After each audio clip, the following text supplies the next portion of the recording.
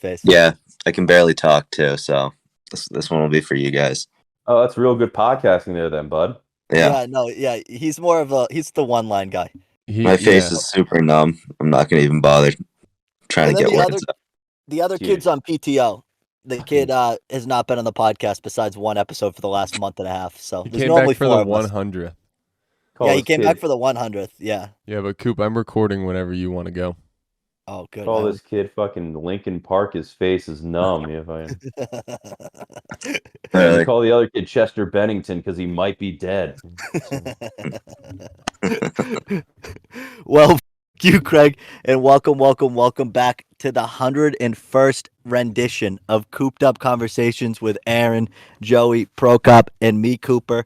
And joining us today, a very special guest, an absolute hoot, the king of Amish country, a fellow Connecticut transplant that also hates Connecticut. I mean, just an absolute legend from Pennsylvania, Mr. Avery Quinn. How are we doing, Avery? Hey Thanks guys. for coming on. Oh, thank you for having me. I've been wanting to do this for a while. It's been due. It's been a long time coming, and also just warning you, the first 5 minutes are rough. Because I don't know why I was just having a normal conversation with you, and now all of a sudden we're getting recorded, and for whatever reason I'm like fearful of just destroying my career in one word. So I butcher the first 5 minutes. But Wait, what? All right, which career? Which career are you talking the about? real one, the one real that makes money. Okay, I was about to say, 'cause like you don't need jobs. to worry about your stand-up. I've seen it. You don't. It's fucking. Yeah, I wouldn't classify that as a career. I finally described myself as a comic to somebody. So that's like the first step of I think sadness. But yeah, no, my actual career, the one that actually pays bills and isn't make believe. I'm doing a podcast in a car. So to say that this is my career, that would be kind of a rock bottom moment, I think. If you look on most comics Facebook, it'll say their job is stand-up comedy, and I'm like, dude, I know your real job. Like, fucking, I can see your name tag. Fucking, it's not it. You go to Burger King at 2:00, you find their career. But yeah, that's the one thing too about doing stand-up comedy. Besides the fact that everyone kind of is a little bit there's a little bit of a lack of self-awareness for sure, but also just the fact that I felt like I was like, oh, I'm sad, like, you know what I mean? And then I started doing stand-up comedy, and I realized I'm definitely not sad. Some of these people are just, I just can't believe it. I just can't believe it. I gravitated toward. I like you because you're one of the few like normal fucking people in what we do. It's just like all the fucking delusion. It pisses you. The other two. I mean, I don't know anything about you guys. You don't need to divulge any information. I got what I needed. But you just you should be happy that you have no drive to do stand up at all because it's just wastes of weekday nights. Yeah. So Joey came out to the show that I did with Mo Green at Village Pizza. Great show. Go check out Mo Green at Village Pizza. It's a great place. But Zach Mack was supposed to come out and be the other half of the crowd. Yeah. And he got COVID. So he canceled last second. So all 5 of my high school friends, my sister, her boyfriend, and then my mom, which was a mistake on my end. I don't know. I was way too confident. I was like, oh, Mom, you should come to the show. Stupid. But it was just us and Village Pizza. And as happy as I was, it was almost a facade because I wanted to put a gun in my mouth afterwards. I'm like, that might have been one of the most embarrassing things I ever. I said put people who eat at Long John Silver's in camps, which my mom's face after that was a little rough. But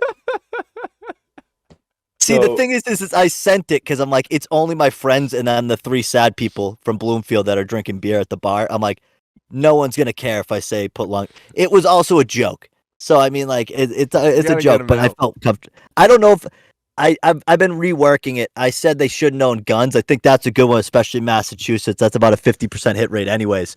So people want to take that away without going to Long John Silver's. So I think saying if you go to Long John Silver's, you shouldn't own a gun. That's That's Extreme very funny. in the current climate. I like that, dude. Okay, My mom didn't. well, first of all, I never invited my parents. At one point, my parents just like forced themselves to one of my comedy shows. They're like, we don't like you say you're doing stand up every night for how many of these months? We're going to like an open mic, and they went to an open mic, and thankfully it wasn't horrible, but it was in like a dirty basement where like my dad got like a beer, my mom was afraid to like sit down. Just like that is where hepatitis started. It was at an open mic.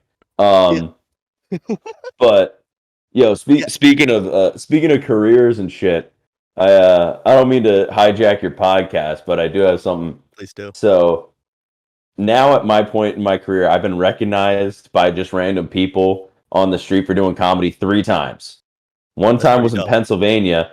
The second time, which was the dopest one, I was walking around the Big E with my girlfriend, and fucking I was by like the Massachusetts house of the Big E, which I learned what that was. I just thought it was a fair. Turns out all you guys go fucking nuts for it. It is sick. The Big E is really cool. We don't go to that. That's the Western Mass thing. We have this thing called King Richard's Fair, where people they LARP. Oh, okay, sick. I got to check that out. I feel like that'd be fun. No, don't. No, they got turkey legs and shit. It's cool. It's a little. Okay. They're It's like they're stand-up both comedy. overhyped. It's like a different. It's a different group of sad, lonely people. Okay. But they just dress up as medieval men and women. Mm. But people play pilgrims in our town too. So, I mean, there's a lot of sad actors. Well, dude, I'm from like the only place in the country where people still believe witches exist. So, That's bad funny. But you got recognized at the Big E by just like so just a dude. The guy, a guy just like makes a beeline for me and my girlfriend. And he goes, "You're a comedian." I'm like, "Yeah." He goes, "I seen you at comics in like the comedy club in Mohegan Sun." He goes, "You're really funny." And I was like, "Thanks, man." He shook my hand. I was like, "Oh fuck, that was awesome." I was beaming for the next like half hour. My girlfriend it was for my girlfriend. She was like, "That was actually pretty cool." I'm like, "I know, hell yeah." Dude, you were chubbed up That's at what Big you E. do it for. Dude, I was Big E. rock hard at Big E. But then the next time, like it's crazy because 3 weeks later I got recognized, but in a much sadder way. I work at Dick's Sporting Goods, and I was fucking stocking shelves, and a guy just goes, I was stocking shelves, and a guy goes, "You're a comedian," and I'm like, "Yeah," and he goes, I've seen you at the Elbow Room," and I'm like, "Yeah," and he goes, "All right," and just walks away. I'm just like, "Oh fuck," you know, it's just like that was. I wish you wouldn't have done that. It's like fucking. This is my place of business. Yeah, just literally just like fucking stalking it, like just made my life a little bit sadder. Just like The dick did not work that night, dude. oh man, Low T night. I was very low T night. Just like you couldn't even say I was like funny or anything. You're just like, "Hey, I've seen you. All right, I'm gonna let you go back to your fucking minimum wage job." You know that Just thing reminding you do to him- put he just- food on the Anyways, table? you know where the flip flops? Yeah, literally, just reminding me that my comedy career wasn't going the way I hoped. Oh fuck. That's bad funny, dude. If someone said that to me, that might be enough for me to have stopped.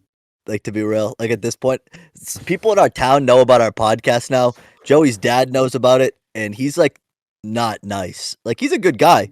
He's just a little bit. His bit is he's mean. That's just his deal. Mean dad. Oh, okay. And Red he Foreman. he said we sick. should bring on someone's dog to challenge us intellectually, and then he described us as something lacking intelligence. Let's just leave it at that. A little bit of a humbling moment for sure. But Dude, I don't think I could have a podcast just because my parents would like want to listen and they'd just be like, "You say that I'm a clean comic, but there's no way you can do a podcast clean." no, yeah, like a lot of swearing. I had to cut the cunts out.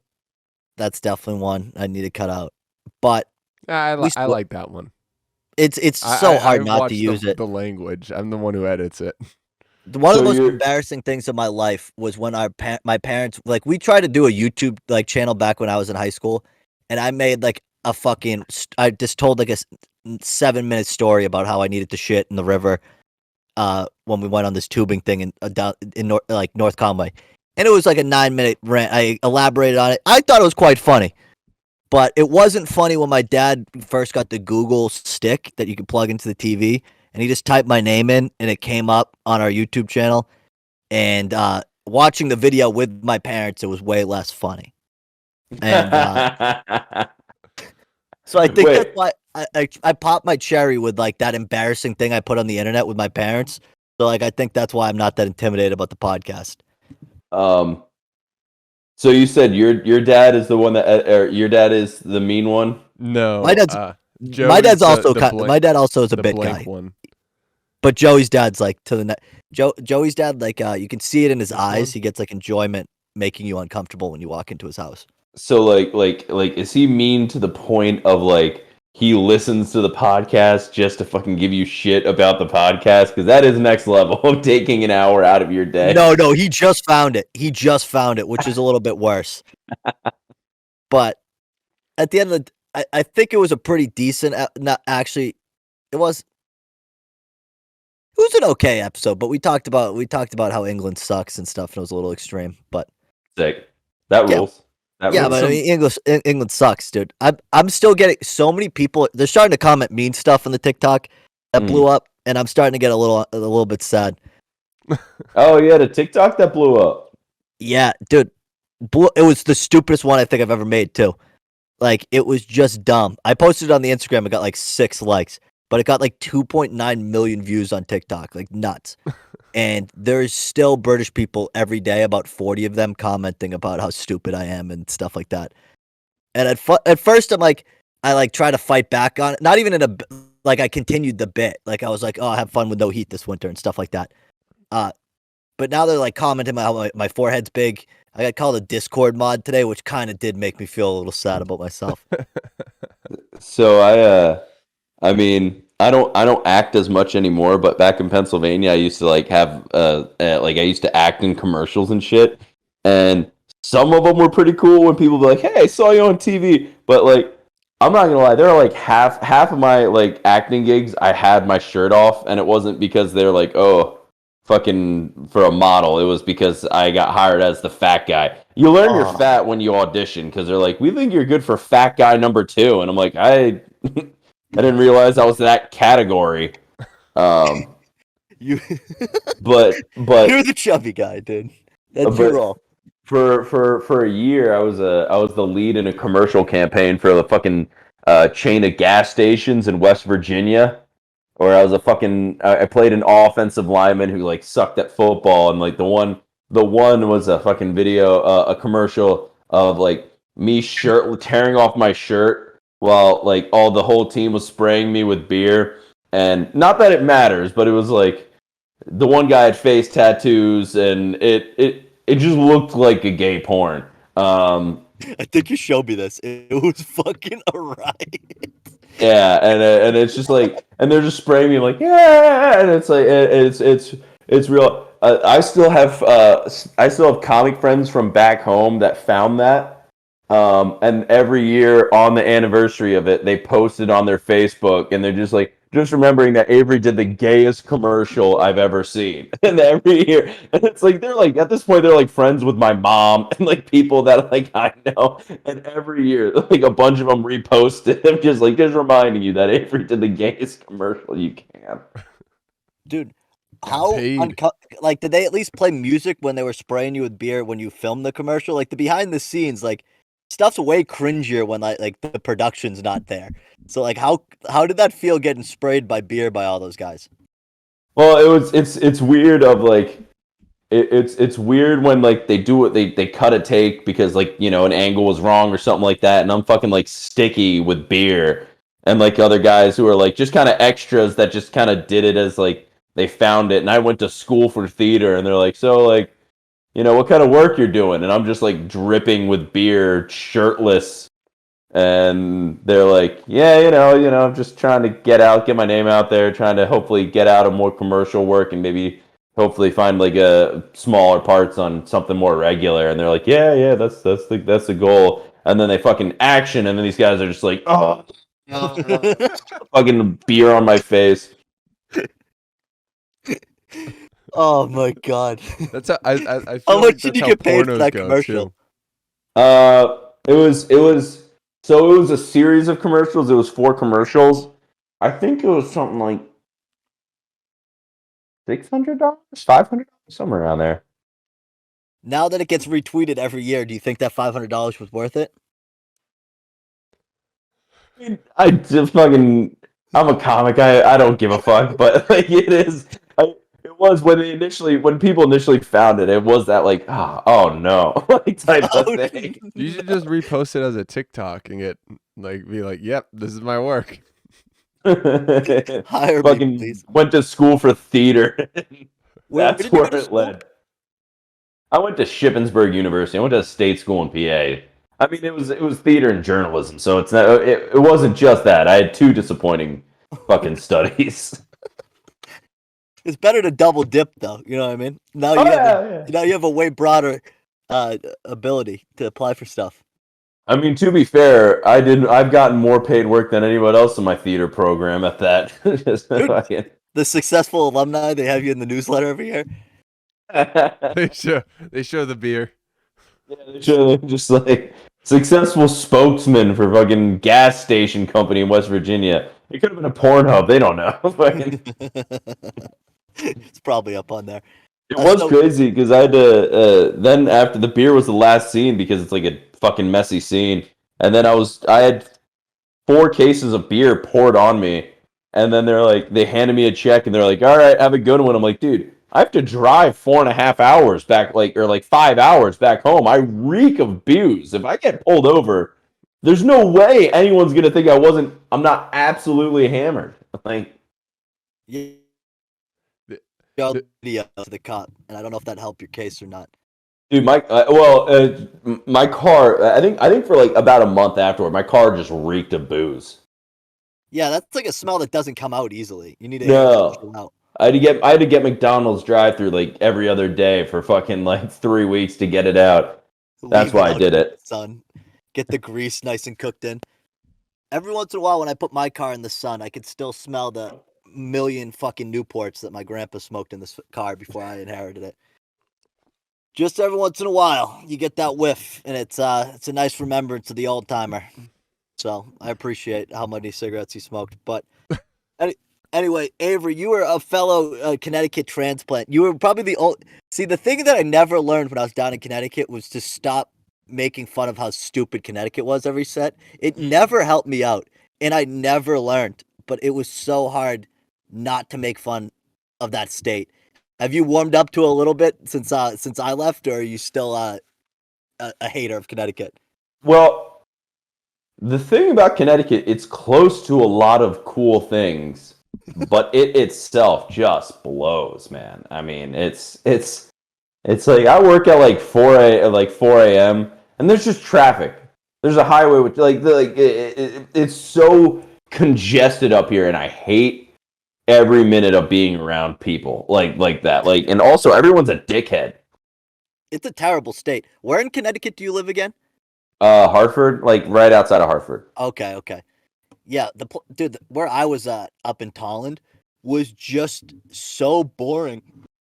I couldn't stand it. It took us like 15 minutes to drive somewhere that like looked like people lived there, and then it was only just strip malls of like it was just the worst. And everyone is so hype about it. And I'm like, the only thing you guys got going is the pizza. We had Aiden Maloney on a few months ago, and him and our buddy Aaron screamed at each other for 45 minutes because Aiden was so. He was like, Connecticut's way better than New Jersey. You're someone from Pennsylvania. Which state do you think's better, Jersey or Connecticut? Uh, You're thinking. So this is a It's closer a hard debate one. than we. because some parts of Jersey have like their air, but that's with every state except Connecticut. So probably Jersey. Fucking, I don't know. See, this was a heated debate, but the only thing Aiden could bring up was the fact that seafood and pizza is the only things. And I'm like, you can get better versions of that an hour and a half in Massachusetts, which is way better. It's not even close. I was about Connecticut that I think I liked, to be honest with you. I don't know. I don't know. And then these people don't leave, man. Not the comics, just people in Connecticut in general don't leave. I don't know why you would, as like my girlfriend has some friends from law school that are like, oh, I'm gonna stay in Connecticut instead of going to New York or Boston. And I'm like, are you out of your fucking mind?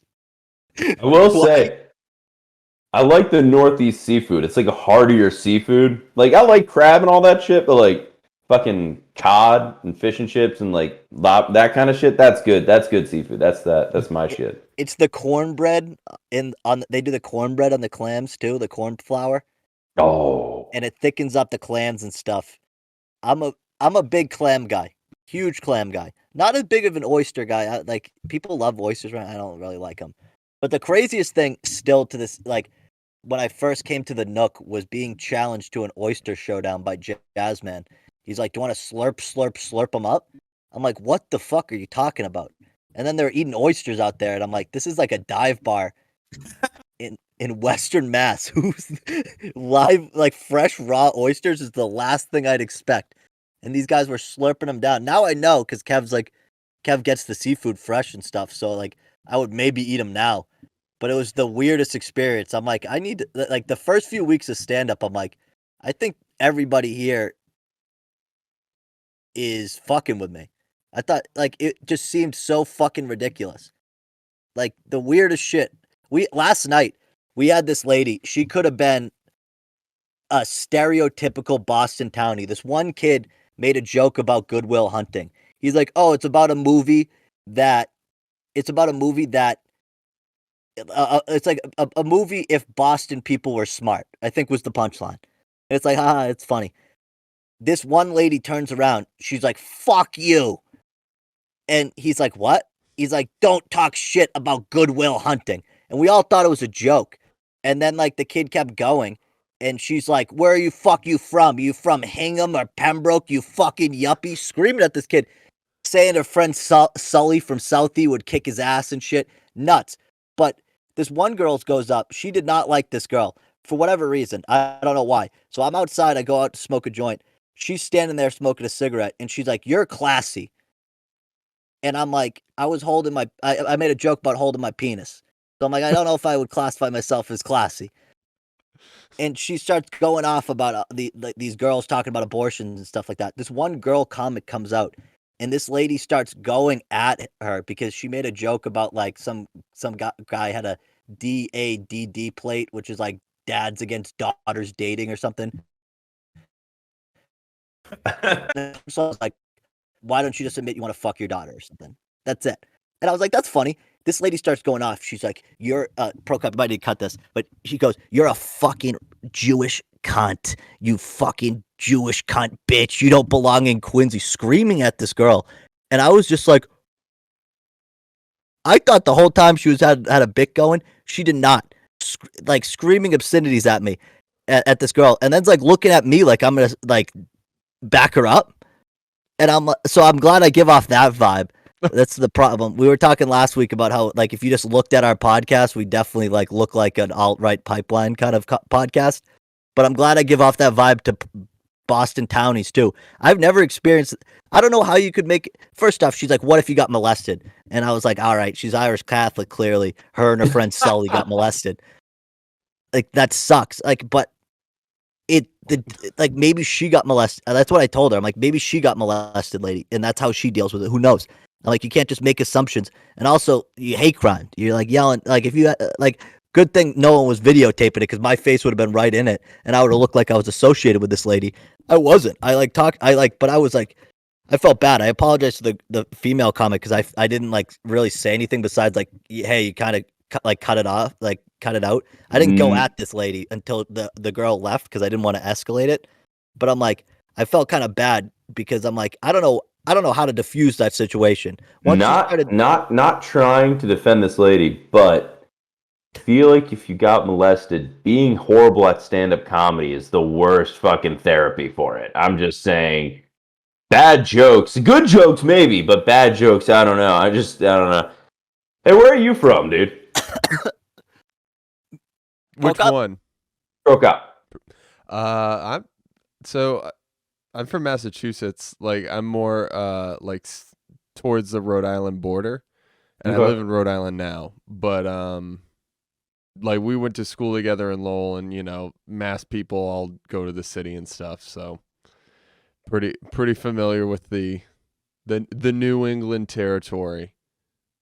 Yeah. Yeah. Me and my girlfriend did the cliff walk back in April. That was Oh, fun. it's gorgeous. Yeah. Oh, is that the Some of Newport it fell one? into the ocean. Yeah. And by that all girls college, so you saw some lesbians and some beautiful ocean shoreline. That's nice. That's a fucking day. I mean, that's a perfect day for me. So Lesbians on the coast. That's why you go to Newport. yeah, it's great, man. But one thing I will say, Avery, that I think you just have some BDE for doing is bringing your girlfriend to open mics. That's one of the craziest things I think I've experienced. I can't believe you have the balls to do that. My girlfriend doesn't come to anything. I think that would be it for us. I don't know if she would ever be able to look at me the same after doing stand up at the Hungry Tiger. Well, all right. Well, I mean, full disclosure, my girlfriend. Well, here's how low my self esteem is. Is like my girlfriend. We worked together, and I was a little oblivious that she had a crush on me. And then she came to one of my comedy shows, and I'm like, well, she didn't want to come because she probably thought I was funny. She clearly is into me. So like literally the next day, I asked her out, and I was like, oh yeah, no, and I was totally right. Like that's all it took. So like. Our main introduction, really, besides like talking in an office a couple of times before that, was she saw me at comedy.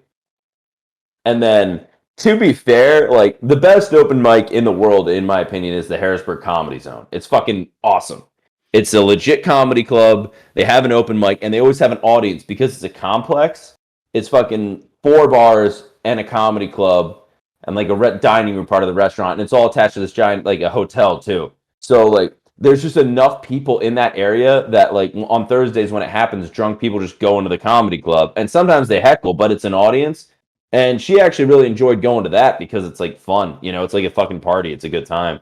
And I'm not gonna lie, in Connecticut, she slowed down going to some of the mics with me because, I mean, every once in a while, I'll be like, I'm going to a mic. She's like, come with you. I got nothing to do, and then now at this point, it'll slow her down. She's like, yeah, that was really rough. I was like, yeah, I know. That's really, dude. Because I'm not even saying it because of you. I'm just saying it because of like, just watching hours of bad comedy. Yeah. Like I just feel like it's just because I hate sitting there sometimes. So like, if you don't have to be there, sometimes that must just be so fucking rough, bro. And that's what I tell her every time. Like, you don't need to go if you don't want to. And then like sometimes she's like, yeah, I will. But like, and then every once in a while she does it, and then it's like, oh yeah, I forgot. Open mics suck. Yeah, I mean, I just hear like knowing what some of the like because there's a lot of the same jokes each week. I'll just leave it at that. So it's like when you know what you're about to hear, it's like, oh. One of my favorite things was I finally at one point I was at the Elbow Room, and it was a particularly bad night of open mic comedy, and I just go to when it was finally my turn, I was probably like 5 or 6 on stage because she always likes to go to me when I go to the Elbow Room if she has a free night because the West Hartford's a nice area, so like then we like walk around or like do something, but like it was a particularly just bad night of comedy. I go, guys, just for once, I'd love to take my girlfriend to an open mic and not have to have the conversation on the way home of like, I'm sorry I had to sit through that. You know that you don't have to come with me.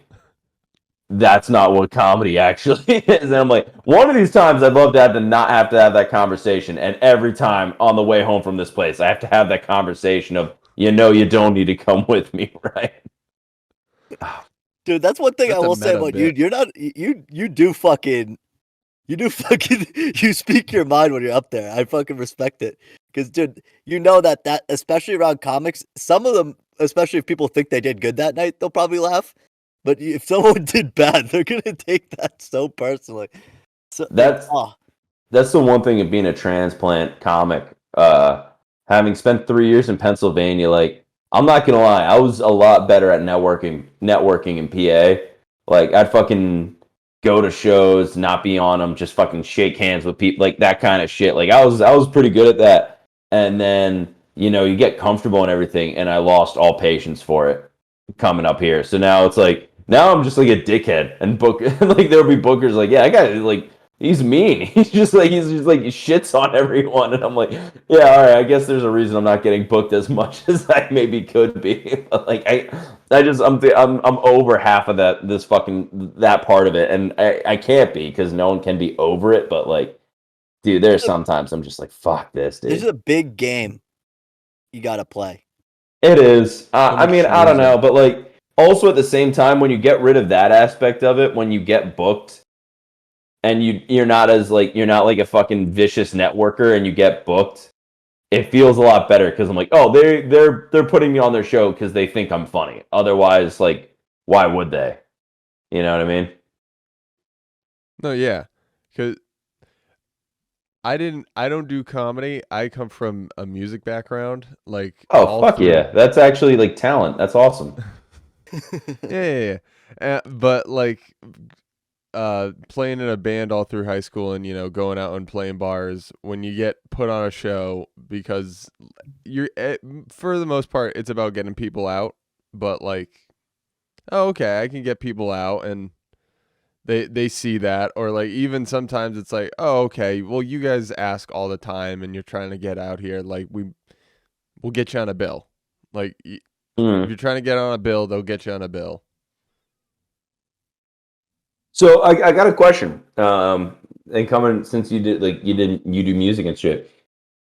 So like when you're in a band and shit, um, like I know there are music open mics. I've seen them. Is that essential, or is it a better band practice and then having like a good demo a better way to get gigs? It really depends, like especially now. It depends so much on like what your project is. Like you see bedroom pop, like people who have never played a live show ever, and then they just put out a couple singles. Like they put out 4 singles on Spotify and they're huge, and then a management team picks them up. They put out some good videos and they're huge. That's like the new way of doing it. That's like Billie Eilish. Mm-hmm. That's she's probably like the best representative of that bedroom pop. There's this like more local act that I know that it was just 2 people, and they just started making the songs. They didn't have any plan to like actually create a band, and then they had to go and create a band and then sit and practice and be like, okay, this has so many like loops and things that I did with the computer. I got to play with the computer and have a keyboard and the guitar, and the guy who did all the stuff is like going crazy. So it really depends. Like if you're going to do like rock and roll, band practice. That's what's Right. like. If you're going to do everyone's got an instrument, and let's say you're not a Led Zeppelin cover band, but you like good old Led Zeppelin rock, and that's what you're doing, practice. But if you're doing like, there are people who do weird droney synthetic tape stuff, and that gets like weird followings, especially in like New York and Boston. So you could do nonsense, improvised nonsense, and still get people out. It's music is not a great like comparison to comedy, and like how people can find their own niche, because comedy Mm-hmm. is like it's not that it's formulaic, but like people only want to see it presented this way. And I think that's what like the podcast is super nice for, because it's like this is more conversational based, and you can come up to a punchline much more naturally, or you can go into a normal conversation. And from here, I could go into totally shitting on the wackos and like fucking emo bands that I've had to deal with where they think they're fucking gods on this shitty Providence dive bar stage. And it's like, guys, we're all here to just get better, calm the fuck down. And I think they're crazy everywhere. people. There are crazy people in like that early stage of music type thing too. Like just a lot of delusional people too. Oh, definitely. Oh, yeah. I think the delusions of grandeur are very excessive in music because, like, comedy, everyone knows how to speak, and like you can kind of make people pity laugh. I think sometimes, like, I think some weirdos just get pity laughs and then they find themselves on a open mic. No offense to anyone doing it, but one of my big flaws is like there will be comics and they'll have a joke. There'll be a bad comic. He'll have a joke and it just won't go anywhere. And they'll just sit there and you can watch the hopelessness in their eyes and that'll make me laugh. And then the problem is sometimes they'll take that as, oh, Avery got it. Avery gets the fucking joke. And I'll be like, no, I didn't get the joke. I'm laughing at the disaster. How much despair you had in there for a second. I was laughing at you, not with you. There are some comics that I've seen because I didn't get to go out to too many of the Connecticut shows while Coop was down there. But like I'll see like through the podcast, like people posting some bits, and I'm not gonna call anyone out, but I'm like, man, please don't. Why'd you put that one on TikTok, dude? But there are some people that to definitely watch the bomb. There are some people that I bet that post way too many jokes that are way half baked, and Cooper probably will know 3 of the people that I know just by saying that. Now you don't need to bring that up, but it is brutal. I had 3 things I wanted to go. What do you play instrument wise first? So I started actually I started on trumpet in like 5th grade, and then went to guitar, and then went to school for that, and then learned, well, alongside guitar you can learn bass pretty easy. Picked up drums, and then I had to learn keyboards for school. So holy shit. I took piano for 6 years. Damn. I suck at I was a kid, I hated it, I sucked at it, and then I took it in college and I started to pick it up again, but then I also learned that music is one of those things, if you just don't, it's like a language, if you don't practice, it's all gone. It's all fucking, my parents spending, I assume, probably thousands of dollars over a course of time on my piano it was for nothing. They could have burned their money. Yeah. It sucks. The one other thing I have to say about like up and coming music and open mic music stuff is back in York, Pennsylvania, there's a place called Permanis that had like a open mic night, or not open mic, karaoke night on Fridays, and it was the same time as like the happy hour, and my girlfriend, her friends would all meet there, and just because for the happy hour, but it would be during karaoke, and some of it would be so fucking loud. And me and some of her friends, like me and this one dude, we would make fun of the people karaoke. And there was this one guy, he would sign up like 6 times. And to be fair, he was a good singer, but he was a fucking mic hog. And I like, we would just fucking, like, we got close to almost like heckling this dude of just like, oh, he's back up, all this shit. And we'd make fun of this dude relentlessly. And just for once, I'd like to make fun of someone and know for sure I'm right to do it. Because the guy's on The Voice now, and he's like made it like 3 rounds into the book. Like, of course, yeah, no, that's my karma. Like, fucking, like, I make fun of a dude who clearly is hogging a mic at a karaoke night, and they're like, oh no, actually, he's gonna be way more successful than you'll ever be. And I'm like, oh yeah, that checks out. That's normal. To be fair, I'm on your side though here. No one wants to go out and listen to the same person at karaoke 6 times. You know what I mean? You do. Also, no one wants to listen to good, like, no one wants to listen to good karaoke. Not the point. Like, the guy fucking nailed it every time. I'll give him credit. He was a good singer. He nailed it every time. But that's not fun. That doesn't make anybody else want to sign up.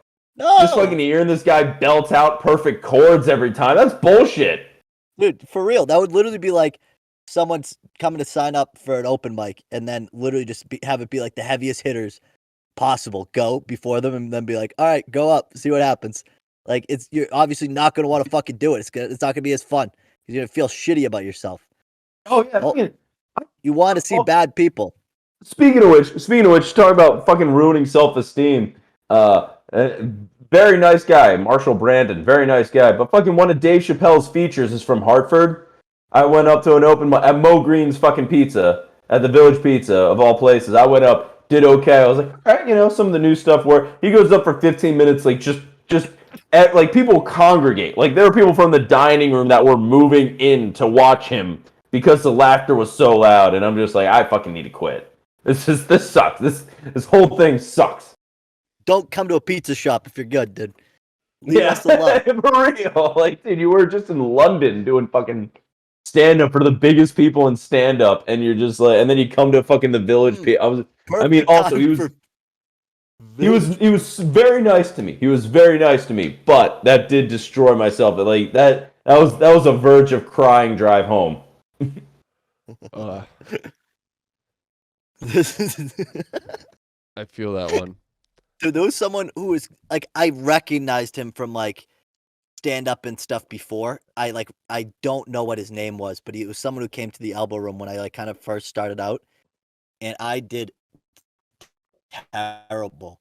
And he left like soon after. It wasn't right after me, but he left kind of soon after, and I'm like, oh, that's great, because I'm like, oh, this guy does like stand up professionally, and I did not do well, but alas. Yeah, that always hurts. One of the first, like when you do that, some of those first times, like every once in a while at the Harrisburg Comedy Zone, the headliner would come a day early, and they would just go to the mic, and like everyone would be on their fucking best behavior to try to like impress up, and it never happened, but try to like impress someone to get like a guest spot on the weekend, and fucking.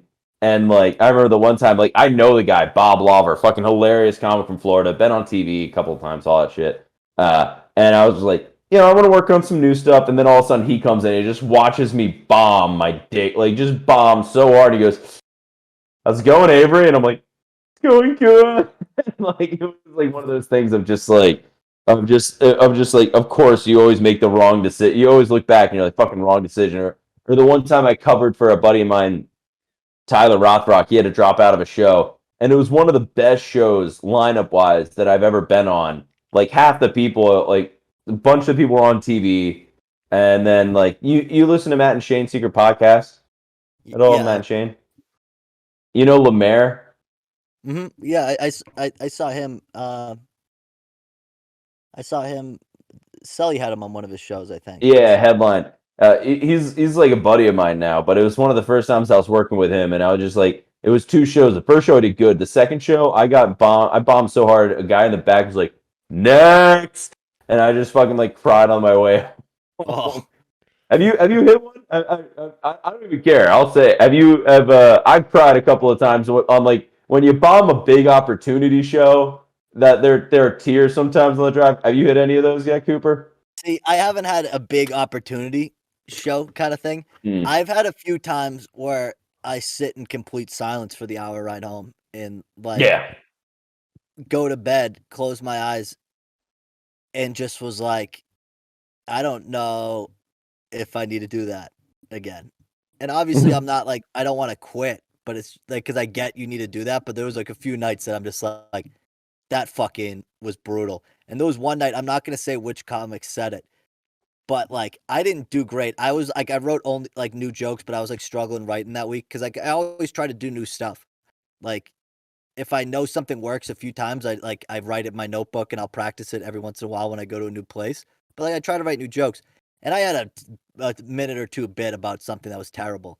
But the next person comes up and goes, "Give it up for Cooper. I mean, he really tried." And I get it, but then I also was just like, one thing I will say about me is I never get off the stage when I do bad and go like, "Oh, I did good." I never do that. I'm pretty like, even if a joke doesn't land, I go, "Oh, that joke sucked." I literally say it. I listen to I say it every time, and that's not a joke when I say that. That's literally me in my head going like, "I didn't deliver that right." Like, it's not a bit. And like, so I'm aware of that I didn't do well. I didn't come off the stage like happy, and I'm like, all right. And the best part about it was they just bombed for 5 minutes, and it like worse than I did. And I was like, Yeah. yes. Like that made me feel a little bit better about it. But as you can tell, I'm not like offended, but it's just more of like it hit me the wrong way just because I'm like, all right, like to open the set like that, at least get a laugh or two before you fucking try to throw me under the bus right away. Right. Well, yeah, and that's I always get one of the it. most People talk shit. embarrassing Like, things. That's always one of the most embarrassing things when you start making jokes about like the room or you make fun of other comics. At some point, you're gonna have to transition into your own material, and then when that bombs, you're like, you're in the same boat. You get in the same boat. It's not a smart move. Like that's what I'm saying because it didn't get received either because like it wasn't a packed night that night, and like for the most part, like I think people knew I had like the thing is I had like one or two jokes that did work.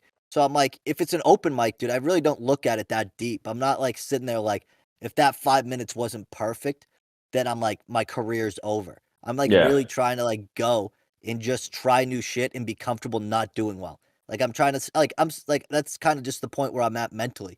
So it's like I didn't like I wasn't like pressed to, I don't know. It just hit me like you said. If you like once they started their own material and it wasn't good, I'm like, all right, dude. So you like made fun of me because like I don't know. I don't make fun of other people really ever. Like I'm not saying that should be the precedent, but like me personally, it's not like I get up there and I roast people directly. Like oh, like blah blah blah blah. It's like I haven't been that style ever. So that's why it caught me off guard. 'Cause I'm like, damn, like I don't talk shit about literally anybody ever. Like until after and when I'm with people who I don't care. Like I'll talk shit about people. Like I don't like but I'm not like on stage like, "Oh, that joke sucked." Like, "All right." Like, "Thanks." The silence was enough. Like it didn't work. But yeah. Oh shit! Not to switch gears. What is bombing in music like? That must suck too. bombing in music is different because sometimes you hear the mistake and other people don't. And people will be like, "That was amazing." And you're like totally like, "No, I fucked up endlessly and I just like powered through it and it was disgraceful." But people are like, "That was great." Because I feel like music, even if you don't do great, especially if you're like an amateur band, I feel like people don't go in with the expectation of like this is going to be the best concert of my life. You go to have the vibe. So I feel like you're not like and you have like 15 minutes too, right? Like normally if you have like a set, it's not normally 5. Like no, it's like yeah. It's way you get like longer. It's 15 redemption. to 30. Yeah, so I feel like when you like music bombs, like you'll have like a song or two that doesn't do good, but people like unless you're big, people won't really remember it. I feel like it probably doesn't. It probably still hits hard because you hold yourself to that standard, but that's Well, probably why people still say it's awesome because you might have done another song really well. You know what yeah, I mean? It's not like you get the one opportunity. I will say I think comedy nerds and music nerds are very similar in the sense that like it can technically be a good joke. The room will laugh and you'll still be like, "Dude, that kind of fucking sucked." Like that was nothing special. You just went through the motions. And um you'll see like performances like that. And it's like, guys, you're just going. You're not like trying something new. You're not pushing it a little bit, or you're not putting yourself into it or like kind of getting lost into it. Like if it's something where it's like I get lost in it, then I should be able to see you're not there. You're in a totally different place. Like you see the total like nuts on guitar going up into whatever space they're in when they're really in it. They might not sound good, but they're pushing through it and they're just feeling it. And that's a totally different thing than like someone like you can see when they're like, I'm fucking up, and like you'll see especially from a musician or a comedian's like I think I can see like when especially like on Instagram things, because it's a little bit more evident there, but like comedians like not that you're doing it right now, Avery, but like everyone's got their little ticks of like, that wasn't a good one, or they'll like start grabbing the mic differently, like fuck, I fucked that one up. And I have I have a horrible and, fucking poker face when a joke I have doesn't go the way I want. yeah, I immediately I put my head down and I start looking at my knobs and I'm like fuck, and it's. But I feel like with music though, the nice thing is like, if no offense, I'm sure you're a fucking great fucking musician, dude. I mean, you're not Mozart, you're on fucking Cooped Up Conversations, Exactly. but I feel like with at least a bad music set, you're at least just relegated to semi-pleasant background noise. While a bad comedy show is an annoyance and bothers people. Yeah. And also the other thing that I always hated is like, if you see a bad band, like a bad like local band at a bar or something like that, like you don't think all local music then sucks. You know what I mean? With a bad bad local comedy show, there are people that go, "Oh, this is what local comedy is. I'm never going to go to another local comedy show again." Like that, you like music does get the benefit of the doubt, but like comedy, unless you're a big name, doesn't ever. Yeah. You know what I mean? Yeah. It's definitely different. Do you ever get like heckled? Like, what was your worst gig? Was there a gig where people just were fucking with you or anything? Or my worst gig is quite a story. Let me think of like actually getting heckled. Prom or wedding? No, I mean, we've had some. Oh, so like we were like a punk band, but we also did like covers and stuff. And like our friend's mom like put together this like she works with this event for like these old people in Cambridge, and it's just like the Cambridge like bingo club or whatever the fuck it was. And we just played 60s hits and stuff like that. And it was like, it's a gig. And I fucking met Marty Walsh. I have a picture with Joe Biden's transportation secretary. Fuck that guy, but and he whatever. heckled Prokop for 45 minutes. Wait, hold on. There's no way you met Biden's transportation secretary and knew it was Biden's transportation secretary without him telling you that he was Biden's transportation secretary. No, I just know. Mayor. No, because he was the mayor of Boston. And then I was like, when he became Biden's transportation secretary, I'm like, not only do I have a picture with the mayor of Boston, I have a picture with the Biden administration. It's like playing those dumb like political science games where it's like, oh, what famous people have I been photographed with? Right. Oh, that's I feel a like funny that's a story. low level one still, Prokop though. Yeah, it's a low level. But my worst gig was an outdoor festival in Bridgeport, Connecticut. Oh, okay, Bridgeport. It was like the Clam Fest or something like that. Joan Jett was one of the like main musical guests. Oh, that's kinda cool. There was a massive like tropical storm that hit that weekend and like hit while we were playing, so we had to stop. All our shit got like mostly rained on, salvaged, like no electronics destroyed, which was like wonderful, but like tents got knocked over. And yeah, we have some footage of it. It was pretty nutty, but like, yeah, that's technically the worst gig. I've only gotten heckled by old people like, will you turn it down? I'm trying to talk to Marty Walsh. I'm trying to talk about the guy who organized Biden's fucking limos. Yeah, really, really prominent guy. This pup, you see that right there? 0 to 60 in 4.9 seconds. Have you guys seen that? This is my new favorite Biden quote.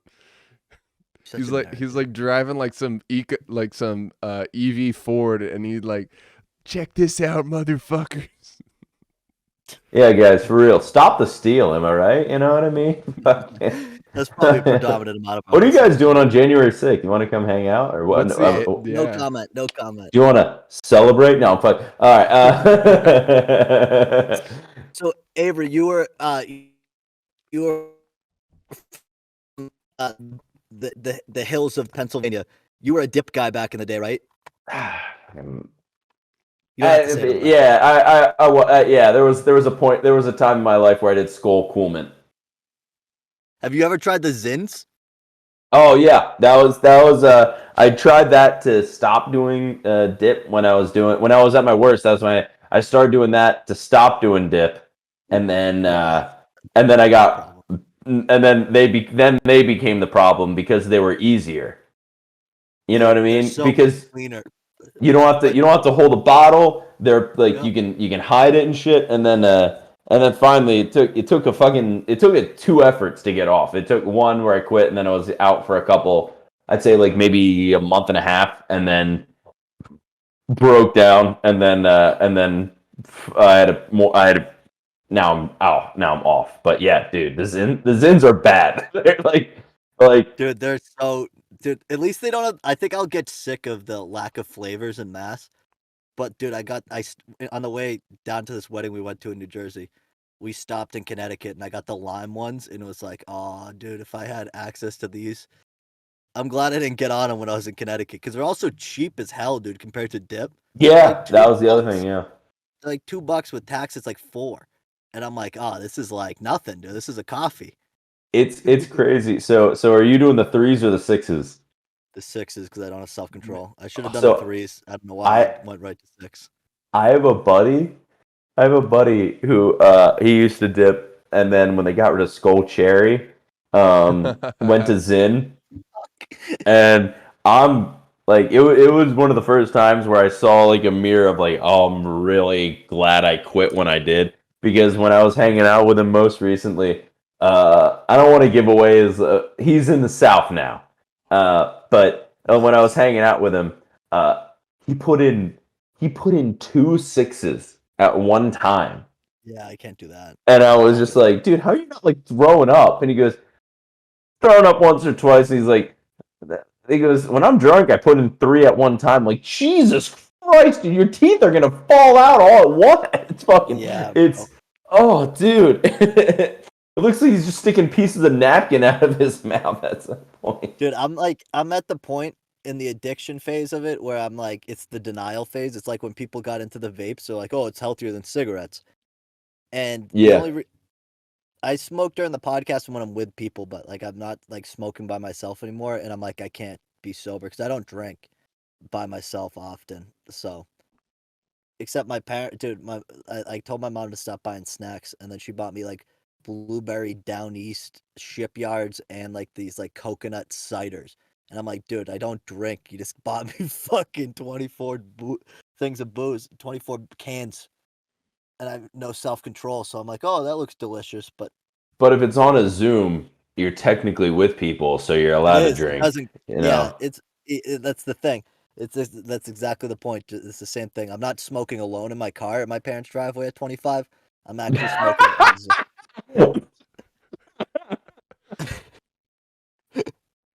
Dude, It's so funny to fucking the image of you walking out of your fucking van with like smoke coming all billowing out, and you're just like, Mom, I'm an entrepreneur. You don't understand the digital age. Traditional media is dead. This is gonna take off. I feel personally attacked currently.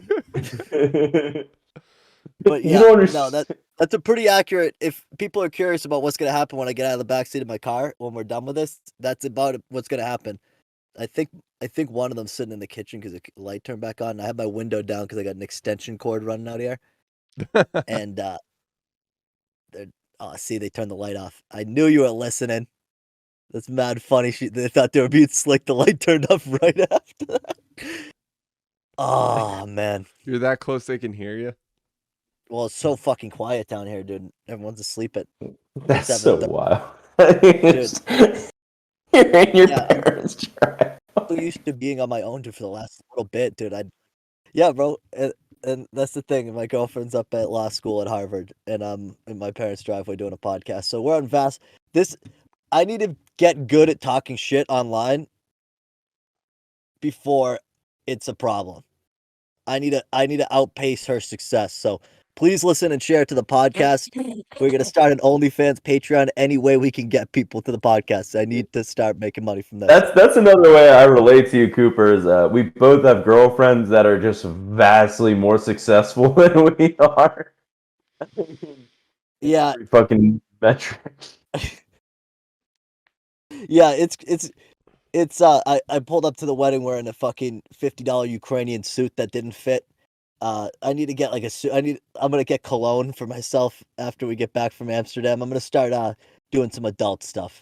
It's time. I'm keeping the beard though because I can't look like Charlie Brown. The hair's starting to go. I can't be Caillou or Charlie Brown. I need something. So I hear that. Also, I noticed I was balding the other day, and that fucking flip. That I freaked out. But my girlfriend had me go to the grocery store and pick up some shit the other day, and I'm like, dude, I couldn't live on my own, like on my own, like not college on my own, but like I couldn't live on my own single because I literally like how is that, had Joe? I had How you an doing? Arnold Palmer in one hand because that was for me, and like that was the only thing that I fucking had in my basket. And she had like a list, and I just walked past the rotisserie chickens, and in my head I'm like, dude, I could eat two rotisserie chickens a day and have Arnold Palmer, and that would be all I needed for like a month. Like I'm still not an adult. Like I could like if she didn't write a list of like nutrition.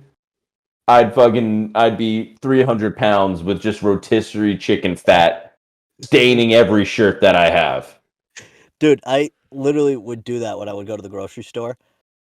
Like I'd be picking up my girlfriend's stuff, and then I would literally every time I'd walk by the rotisserie chicken, I'd be like, I got it. I'm like, that'll be I made sandwiches and stuff with it for the week. I'm like, that's my For the week? yeah.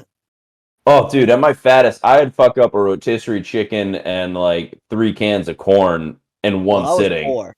Yeah, I didn't have any other money to spend because all of it was going towards this $6 a gallon gas to get the open mics.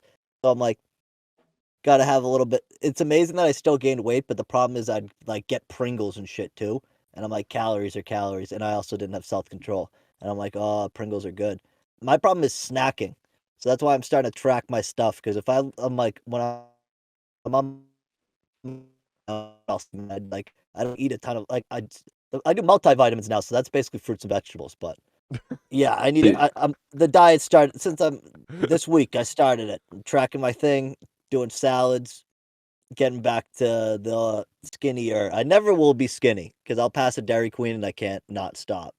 So That Dairy Queen's rule. Don't even. That is the one like thing though. If you're on a diet, you're gonna be stuck on those Zins, boy. You're gonna have. There's no way. Like fucking trying to lose weight and quit nicotine is impossible. yeah, But I remember when I was at my fattest and my whiniest, I used to complain to my mom about what stores when she would get a rotisserie chicken for me. I'd be like, "You're getting it from Giant. They have the shitty ones. You gotta go." My mom was just like, I feel like at some point my parents should have been like, "Dude, you're 310 pounds. You don't need another rotisserie chicken. Eat a dude, my Dude, the parents didn't fatter I let. got, the whinier I got. I was a woman by the end of it. Well, dude, you start growing the boobies after a certain point, Oh, and dude. it's like there's got to be something. It's not you're not your body like I always hit a point where I'm like, all right, I know I'm getting too. I never buy myself bigger clothes. That's my trick because I'll hit a certain point, stuff starts getting a little tight, and I'm like, it's time You for a start looking change. like the pills. You start looking like a fucking like I a look crescent doughy. roll, like the Pillsbury crescent roll when you just snap it, so there are little parts popping Dude, out. someone took a picture of me and I was wearing a shirt. And granted, I was like lifted up, so it made the shirt a little shorter, but it was a little bit form fitting. And it was like that was like the moment. It was a few months ago, like right, and I'm like, all right, time for a little bit of a change, because I'm like What's your that shirt's form, a little tight, obese? huh? Dude, my form is love handles. That's where I gain all my No, weight. you Is didn't like that. love handles in my ass, and I am obese. I also did an autism thing earlier, and I'm apparently I should. It said it recommended me going to other like more in-depth testing. This like official online one, so that's fantastic. So you But sort your M&Ms before you eat them? I do eat food by texture. There's some foods I will not eat because of texture. It's weird, and I'm getting a little bit better with some of it because I'm like forcing myself to eat stuff like tomatoes now. Not big tomatoes. It has to be like chunked up. I'm not like I don't and, like I like the flavor of strawberries, but I won't eat them because like the fuzz. I don't know what the fuck it is. It's I weird. And texture stuff with pants. If you wear felt like or velvet, I hate that. Ooh, it sets me off. Can't do it. I hear Anyway, it's a that's spectrum. some of my ticks. In case anyone was curious. What'd you say, Prokop? I said I hear it's a spectrum.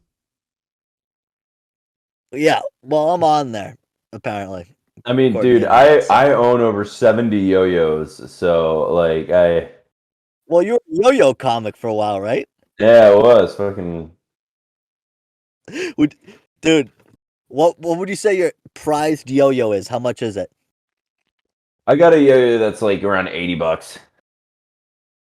What's special about it? Its hang is really really good, so it can go for a long time, and it's like it's like a really loose, good weight yo-yo. I don't want to get into all of the Did you crack into the them out? layman. All right, last yo-yo question. Did you crack them out at parties? Oh yeah. In In high college, too? school, in college, there were one or two that were at my place, so I did it. That's But at that point, I learned if you're a yo-yo guy and that's your thing, you got about a minute and 30 seconds of entertaining before people are fucking sick of your yo-yo. Like yeah. you got a minute and 30 seconds where you got like where they're like that's sick. After that, everyone doesn't give a shit. So you got like you whip it out, do 3 tricks, and then you're done. And you gotta like, but the like 3 high school parties I attended, I tried and I tried to make that my thing, like to try to impress girls. And it was the opposite effect, man, dude. Using a yo-yo to fucking impress girls is like fucking. You mean it didn't work on high school girls? The yo-yo? That's mad funny. Dude, it could be a skit, man. That's mad funny. Like I think you should leave skit or that'd be hilarious. Why don't But they like my yo-yos? I've been trying. I've spent so much time. 2 hours every day, 6th grade through 10th grade. That I wish that wasn't true, but that is. It was like I'd spend Yo-yo's like hard. dude. that is a skill a lot of people don't have. To take that next step up in yo-yoing, that's like anything, man. Like you're a top tier. You're probably a top tier yo-yoer in the world if you think about it. My dad told me one time, he was like, dude, if you would have spent as much time studying as yo-yoing, you would be at Harvard. And I was like, But it's not as fun. Now You're not dude, doing anything when you just yo-yo. Like there aren't many things I'll say I'm good at. Yo-yoing is one of the few things where I'm like, no, I'm really good at yo-yoing. Like I'm really good at it. you should hustle people with it. Make some money. But the last thing I wanted to bring up, Joe and I were talking about this. Avery, did you in your area back in Pennsylvania, did you guys have such a weird phenomenon with people getting amped up about checking Halloween candy? Because that is one of the weirdest things that like is always on Twitter and debated around here. Joe and I were talking about the other day. People are so adamant about how stupid it is that people check their kids' candy. What's your stance on it? No, it was never that was never the big thing around our area. Our big thing was um every year there'd always be like a debate in the paper about they'd be like, as soon as you're old enough to go out without a chaperone, you shouldn't be trick or treating, because every year fucking old people would get pissed that like there'd be like 14-year-olds trick or treating, and that pissed them off. So every year that'd be like in like the opinions of the paper. Like if you looked in the paper, there'd always be like old people being like, Just a friendly reminder in like all caps. So it's just like if you're like going out and you don't need a chaperone, that means you're too old to trick or treat. Let your children know we have a community. It's like, Dude, my mom used to be like that. If they were like too old, my mom would be like, "You're getting one piece of candy. That's it." She my was like, "Too I, old. She like get a job." Halloween was never my fucking holiday. I like even as a child, it always made me weird. Like I didn't like high effort costumes ever. Like like even as a kid, I liked the simple shit. Like the one year I did do the fucking sheet over my head. The classic costume. Yeah, the A classic ghost, Klansman, yeah. a Klansman. Well,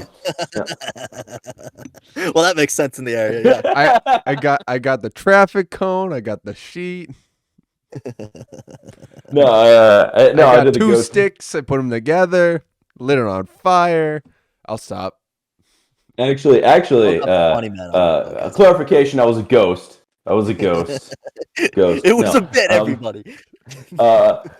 Actually, one of the town over Ephrata, they had one of like they were like one of the founding towns of the clan in the Pennsylvania. I Oh, learned. fantastic. They forget what side of the war they were on.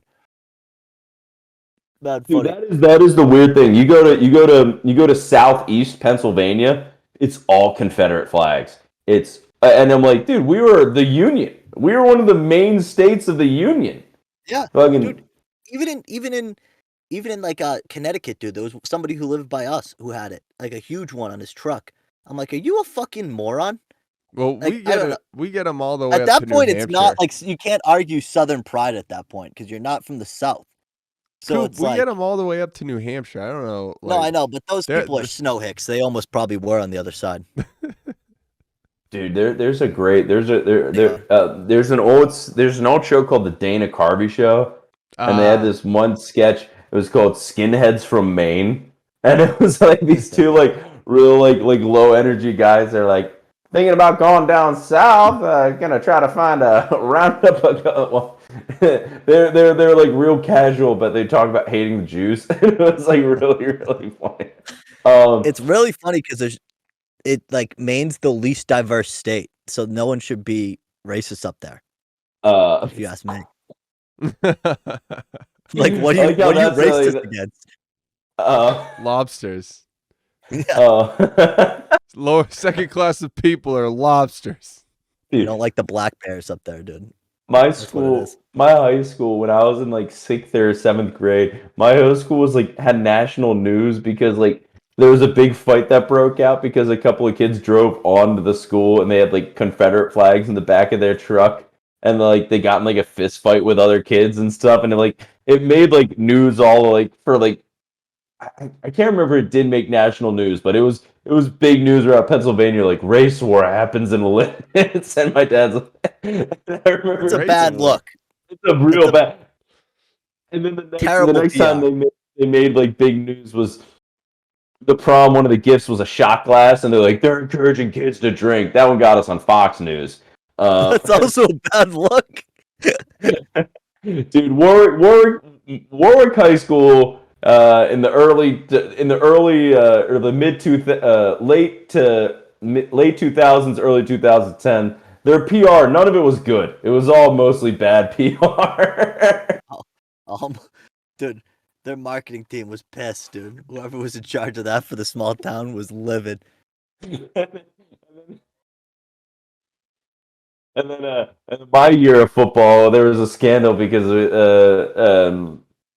well, it's in my act. This fucking there was a local news story about herpes being spread on wrestling mats, and then the fucking video they showed for the herpes for the story was a video of me wrestling. So that was all around fucking 4 counties. It was a fucking video of me like fucking, and while they're talking like herpes being spread from wrestler to wrestler. Dude, between that and the beer commercial, dude, you got quite a reputation around town, I'm sure. The worst part is people assuming I had an STD while I was still a virgin. I'm like, you didn't even get the fucking fun to earn it. You know what I mean? Give me a chance. We gotta cover it up. But yeah, dude, that's funny about the I'm trying to think if there was anything bad at our school. There really wasn't. But the Halloween thing's funny because there is a little bit of that up here too. But dude, like, there's always people, especially since weed's become legal in mass. There's always people Pop who are like, brownies. who would give away free weed to kids? Yeah, like, hey, sometimes first off, people who are high make mistakes. They're wrapped pretty similarly, so like to say it's out of the complete realm of possibility. People wouldn't be taking accidental pot brownies or candies and stuff if it was so easy to tell. So first off, that's my thing. But also, people are like, who would do that? I don't know, sickos. Like, who chops people up and eats them, dude? It's the same thing. It's the same argument. It's the weirdest thing, and people get so offended. Like, we're not saying you give out free drugs, sicko. Also, it's easy to give out free drugs, by the way. You just wrap, lollipops, dude. Some sicko would do that. Not out of the realm of possibility. I don't know how much time you guys have left, but I just thought of this and I wanted to say, what was the worst reason you guys got detention? I never got detention, Oh, you suck. but, well, in high school, I like, I don't know if, I don't know if I should. I didn't do anything bad. That was the thing. I just got blamed because I instigated. And that was tough because if I normally was such a hard-headed person, I never apologized. And I came in and apologized. And if I didn't, they were like, yeah, you might not have been able to walk in graduation. And I was like, oh, that's cool. But the principal sat me down. He's like, you're an asshole and someone's going to punch you in the face someday. And I'm like, you're an administrator and I'm 17 years old. So yeah, but I mean, he wasn't wrong. I needed to hear it. That sounds what I think of that sounds like what I would assume a Boston principal of a public school would say. He's like, yeah, you're a fucking asshole. You're gonna fucking get punched in the face. Dude, it was definitely something I needed to hear, for sure. But I also probably could have got detention for other stuff, but like we just didn't really have it. Like that was more why I didn't get it. Like we would have definitely gotten it if they had it. But like I'm sorry, I was thinking back in No, high you go. school. I got a detention because I had questions in I was terrible at German, and I kept asking this one substitute. I'm like, "Hey, can I have the answer sheet because like I don't know these questions?" And I was like failing German at the time, and he goes, "No, I can't do that. That's against the rules and everything." And I'm like, "Well, can I ask a partner for help?" He goes, "No, you have to figure it out on your own." I'm like, "Well, I don't fucking know German, so I can't figure it out on my own." And he goes, "Well, I'm sorry, I can't help you." And then I brought up the fact that his mom drove him to school when he substituted here because he couldn't drive because he was epileptic. And the principal's like, "You can't. Why? That's very rude to bring that up." I'm like, "But his mom does drive him to school, and he's a It's teacher." accurate. I'm like, "I brought up the facts, and I get in trouble." And he goes, "You know what you did." I was like, "Mr. Comey, that guy fucking sucked." James Dude, that's Comey? a shout out to you, Mr. Comey, dude. Dude, that's mad funny.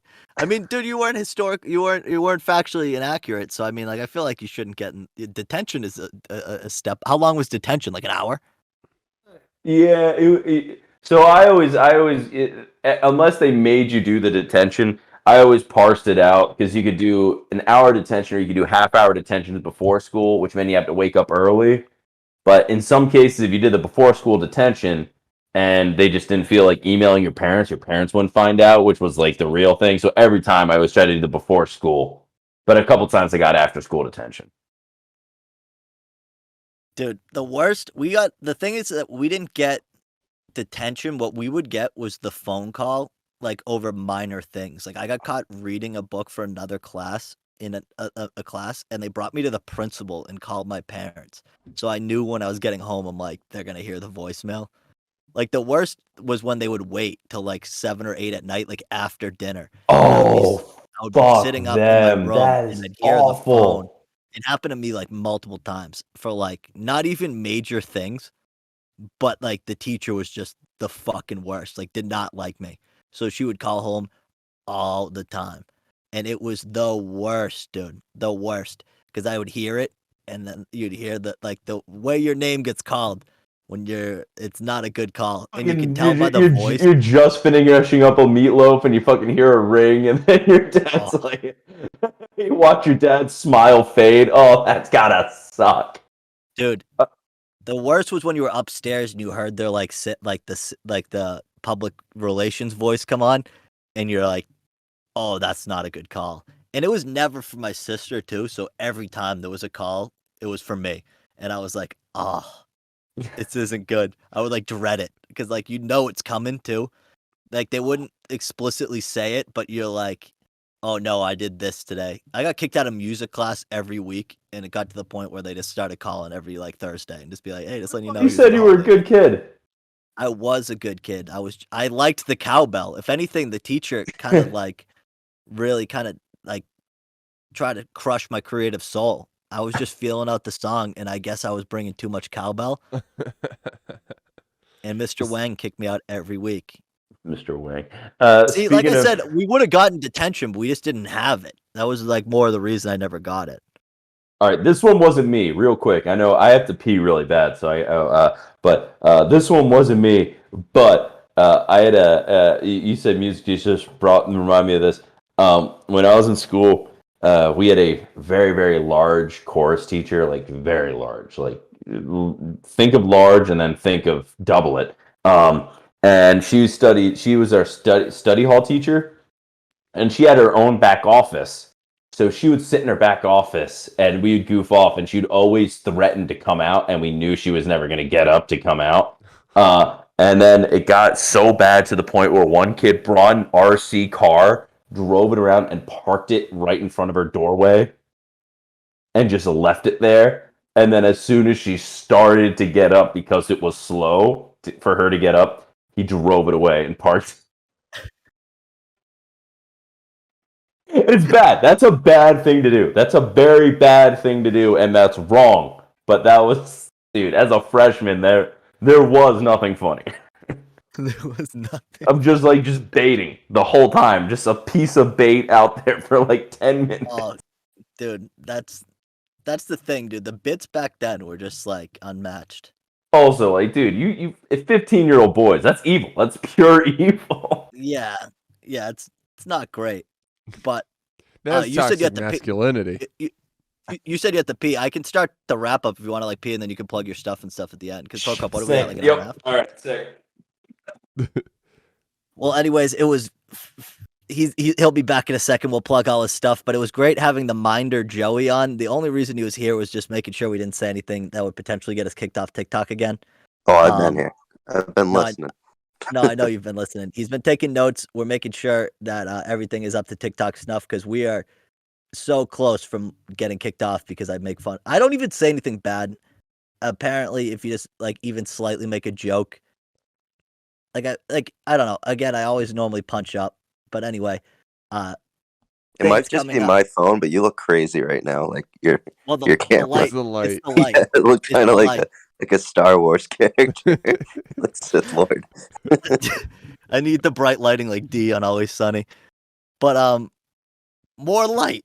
But yeah, things coming up. We're gonna do a podcast when we get back from Amsterdam, out at the Nook with Buddha Joe. It's Buddha Joe and Kev, the owner, is gonna be great. We got some other people coming up, I think, but we're gonna have a golf video coming up. Pro Cop's working on. Oh, we put more time in that. You don't one need too. T-shirts. T-shirts are coming at some point. I promise. They'll be here. Mia texted me today, so we'll get the T-shirts going. What else is coming? The 100th episode definitely cut like 15 minutes of the Pro Cop. Oh my god! But dude, see, that's mad professional not getting up. I apologize. Sorry about that, guys. No, dude, don't apologize. I'm impressed. You win an hour 20. Yeah, dude, I normally have to pee like halfway through almost every time, but like I made sure to pee a ton before I got out here. But so Avery, stuff coming out. This will come out not this Wednesday, but next Wednesday. So anything coming out? Anything you got coming up after this? Yeah, I should be real quick. Give me 1 second. No. I think I'll be on the 29th of October. I'll be at shoot, what the heck's that place called? It's you know that place where it's all those tiny little pop-up restaurants in one area in Hartford? Oh, I don't know what it's called, but I know what you're talking about. On the 29th, give me 1 second. Parkville Market. On the 29th, I'll be doing a show at the Parkville Market. So that'll be pretty cool. Follow me on Instagram because I'll post about these things and forever. That I know the people that probably do listen are en masse, so it doesn't really matter. But on the 29th, I'll be at the Parkville Market in Hartford. And then I think on the 12th, actually, oh shit, yeah, I have shows in Massachusetts coming up. On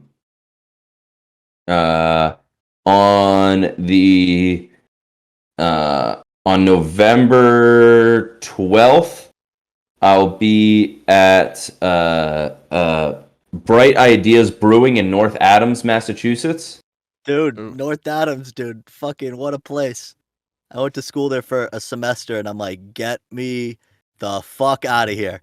Dude, you see more jazzy scooters per square mile than anywhere else in the country, I think. It is nuts. Everyone's on a motorized scooter out there. No jobs. Great art museum. Anyway. But I hear Bright Ideas Brewing. I hear Bright Ideas Brewing is pretty good. Fantastic. Please go to that. Go to that, please. Western Mass, folks. Is great. That is in Mass, and then also in Mass in November. On November 18th at Zone 3 in Allston, Massachusetts. Oh, okay. Sick! That's out in the city. I might come up for that. What day is that? Yeah, what day is that? November 18th. Oh, too bad I have a show at the Nook that night. Too bad I have a show at the Nook that night. What time is it at? I might come out after. I thought we were the 19th. Whatever the Saturday is. That's the Friday. 18th Friday? is the Friday, right? Oh, then I'll definitely come. That's dope. I'll definitely make sick. it. I don't know what Zone 3 is, but yeah. I've never heard of it. Me neither. And So, I used to work in Allston's a cool place, though. Allston's sick. a lot like younger people, so that's probably going to be a cool show. Awesome. And do you like post anything? Do you like post skits and stuff online, anything like that, or do just kind of? Oh, okay. I know where this is. That's a good spot. That's right near a skate park. It's basically part of Aeronaut Allston, kinda. It's like, I don't know. Have you ever gone to an Aeronaut Coop? Aeronaut Brewery? No. I don't think I have. Well, there's a couple locations for Aeronaut Brewery, and then there's one in Allston right by like this park. Yeah, and really nice spot. I actually had I was working with an artist, and she has a couple gigs there all the time. It's a really nice spot. Hell yeah! All right, sick. Thank you, man. Zone 3 is a nice location. I've definitely been there. Yeah, November. Half my gigs are up in like northern Massachusetts, outside of Boston area. So that'll be cool. And then Avery Quinn on 66 is where I post most of my stuff. Every once in a while, once in a blue moon, I'll post a stand-up clip. But it's not. I don't do it enough. But yeah. Dude, fuck yeah. Avery's an absolute hilarious guy. Make sure you go follow him. Check him out. Go to one of his shows. Definitely worthwhile. He's great on stage. He will definitely make you laugh. Like I said, we have stuff coming out, so stay tuned. But anyways, you can cut it. Thanks for listening. Okay.